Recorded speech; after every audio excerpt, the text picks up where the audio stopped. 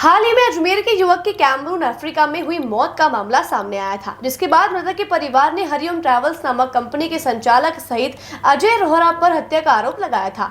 इन आरोपों के बाद आज कंपनी के संचालक के अधिवक्ता की तरफ से एक प्रेस वार्ता आयोजित की गई, जिसमें उन्होंने सभी आरोपों को झूठा बताते हुए उन्हें सिरे से खारिज किया है। एडवोकेट कार्तिकेय जौहरी ने पूरे मामले में अपना पक्ष रखते हुए बताया कि वैशाली नगर अजमेर के रहने वाले नरेश फतलानी उम्र 25 वर्षीय कैमरून में पिछले 7 से 8 महीने से हरिओम ट्रैवल्स नामक कंपनी में काम कर रहा था और इन 7 से 8 महीने में ही कंपनी के सेल्स में गड़बड़ी सामने आई और पता लगा कि करीब 1 से 1.5 करोड़ का गबन किया गया है। इसके बाद कंपनी ने अफ्रीका में ही एफआईआर दर्ज कराई थी। उन्होंने कहा कि कार्यवाही से बचने के लिए नरेश भागने की फिराक में था और उसने कैमरून में केन्या के भी टिकट करवा लिए थे, जिसकी कॉपी उन्होंने मीडिया से साझा की। उन्होंने कहा कि भागने की कोशिश करते वक्त नरेश छत से गिर गया, जिसके कारण उसकी मौत हुई है और अजय रोहरा, जिस पर यह मुकदमा किया गया है, वह हत्या के वक्त भारत में ही था, जिसका इस मौत से कोई लेना देना नहीं है। उन्होंने ये तक दावा किया कि कंपनी द्वारा नरेश का इलाज करवाया जा रहा था और उसके परिजनों को हर समय उसकी हालत के बारे में बताया जा रहा था।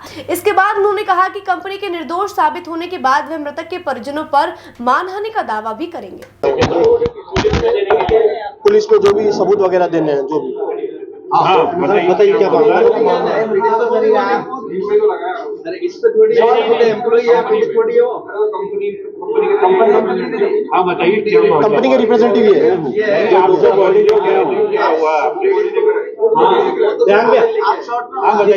मैं बॉडी ले आया अफ्रीका से, बॉडी लेके आके जो भी कस्टम क्लियरेंस, जो भी एयरपोर्ट पे जो भी डॉक्यूमेंटेशन होते हैं सारे मैंने क्लियर किए। डॉक्यूमेंटेशन क्लियर करने के बाद मैंने इनके हाथ में पूरा बॉडी हैंड ओवर किया कि ये डॉक्यूमेंटेशन विद पासपोर्ट, जो भी डॉक्यूमेंटेशन एम्बेसी के थे, जो डॉक्यूमेंटेशन यहाँ के हेल्थ मिनिस्टर से थे, यहाँ पे आने से जो भी डॉक्यूमेंट लगते हैं सारे ओरिजिनल डॉक्यूमेंट्स और पासपोर्ट हमने उनके हाथ में हैंड ओवर किया। वहां पे 4 बंदे थे, 2 उनके कोई रिलेटिव होंगे, वो पहचानते नहीं है। एक थे हरीश, उसके भाई हरीश फतलानी, और एक थे उनके मामा जो जेठानंद है। फतलानी जो है वो उनके एम्प्लॉय थे हरिओम ट्रैवल्स के, कैमरून के सेल्स मैनेजर थे और जी वो उनके सेल्स मैनेजर थे। उन्होंने वहाँ पे 2 करोड़ के आसपास घपला किया है, जिसकी कंपनी अभी ऑडिट कर रही है। हमको 1 करोड़ 80 लाख का घपला मिला है अभी तक, जो हमारे पास प्रूफ है, इनकी आईडी है, सबकी इनकी है। वहाँ पे जहाँ जहाँ पैसा ट्रांसफर हुआ है इंडिया में, इन्होंने 3.5% कमीशन पे किए दलाल को और पैसा इंडिया भेजा गया है। इंडिया में कहाँ पैसा पहुंचाया गया है वो हमारे पास ऑडियो है उनका, वो हम आपको भी व्हाट्सएप कर देंगे, आप देख लेना। उसमें ऑडियो में आपको सब पता है पैसा कहाँ गया है, किसके पास गया है, इनके रिलेटिव्स के पास गया है, इनके मदर के पास गया है, इनके भाई के पास गया है, वो सारे प्रूफ है हमारे पास। जेठानंद जी की जो मामा जी रहते हैं उनके पास पैसा गया है या क्रीम भी गया है, उनके फ्रेंड्स के पास गया है, उनके फैमिली मेंबर्स पर गया, वो सब प्रूफ है हमारे पास। किस आधार पे कह सकते हैं? ऑडियो में है, कंफ्यूजन किया है कि मैंने इतना पैसा बॉम्बे, दिल्ली, अमेरिका कहाँ भी भेजा है। ऑडिट किया ना, ऑडिट वहाँ पे जो था हमारा, उसके सामने से कंफ्यूज किया ना कि मैंने इतना पैसा यहाँ भेजा है इंडिया में।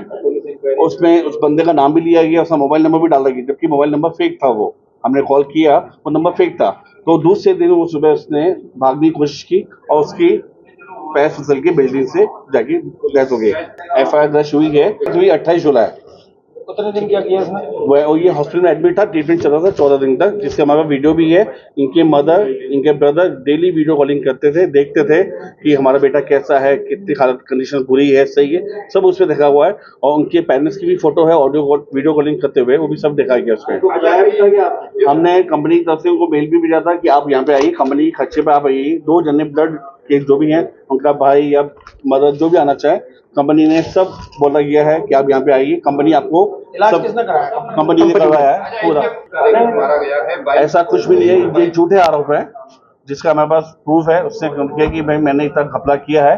दूसरे दिन वो सुबह हमने जब एफआईआर दर्ज करने जा रहे थे तो इससे भागने की कोशिश की, तो उससे पैर फिसल के बिल्डिंग से गिर गया। एट दैट टाइम जब वो उसकी मृत्यु नहीं हुई थी, मृत्यु के पहले की एफआईआर लॉन्च हुई।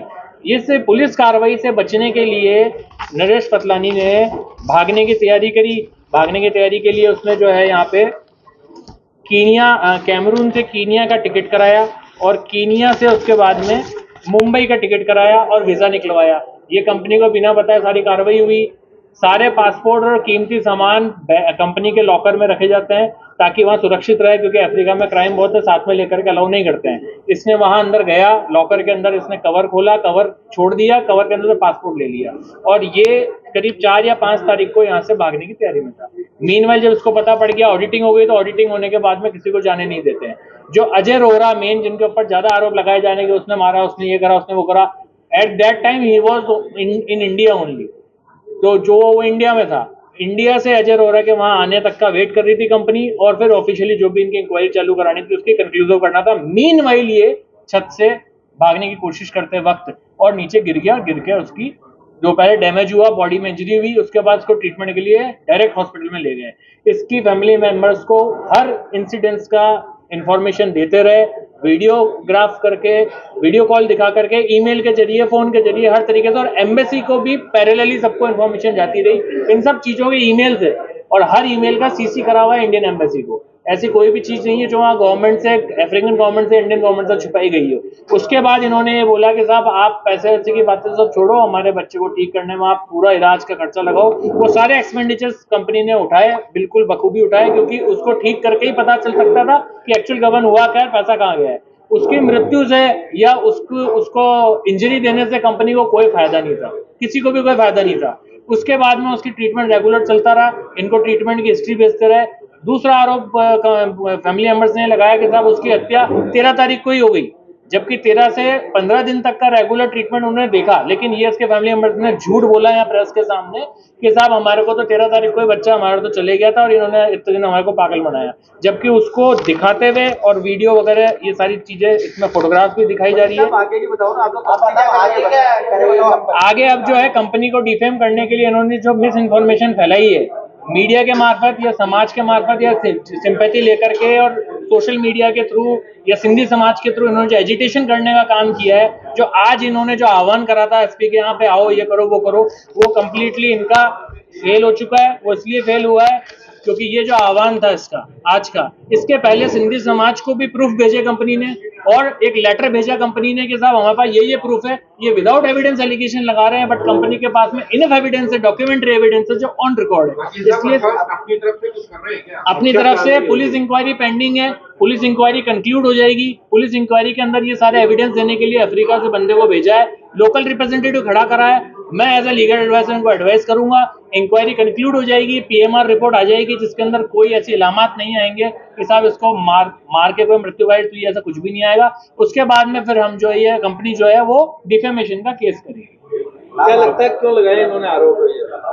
आरोप क्यों लगाए कि एक तो इनको डर ये था कि कंपनी कहीं पैसों के गबन के रिलेशन में जो जाने वाला था वो उसकी डेथ हो गई, लेकिन जब मनी सर्कुलेट होता है किसी भी वाया चैनल से तो वो इंटरपोल होती है या मनी रिकवरी की जो एजेंसीज होती है वो पुलिस के थ्रू इन तक भी पहुंच सकती है, ऐसा मेरा अंदेशा है। इनफैक्ट इन्होंने एक आरोप मेरे पे भी लगाया। यूजुअली मीडिया भी एडवोकेट्स का नाम कहीं उछालती नहीं है, बट इस मैटर के अंदर मेरा भी नाम जो है वो उछाला गया। ये डॉक्यूमेंट का आरोप लगाया कि साहब कंपनी ने डरा धमका के साइन करवाए। पहली बात तो कंपनी यहाँ पे कोई भी नहीं था, कोई रिप्रेजेंटेटिव भी नहीं था यहाँ। आरोप था अफसर के वकील, मैंने डरा धमका कराया। इनके वकील साहब है दयाल रामानी जी, रजिस्टर्ड लॉयर है विनोद भारद्वाज जी, ये दोनों सीनियर लॉयर मेरे पास आए। मेरे पास आने के बाद में इन्होंने बोला कि साहब इनके जो भी बच्चे की पेपर फॉर्मेलिटी है वो आप करा दो, अफ्रीका की फॉर्मेलिटी हमको भी नहीं पता और आप जैसा एडवाइस करो। मैंने उनको बोला सर वहाँ एम्बेसी वाले ये कह रहे हैं कि साहब इस तरीके का कोई डॉक्यूमेंट अगर आता है तो ही हम बिना पोस्टमार्टम के बॉडी भेजेंगे, वरना पोस्टमार्टम कराना अनिवार्य है। इंडियन एम्बेसी, इंडियन एम्बेसडर पे ने ये कह दिया था और पुलिस ने भी कह दिया था।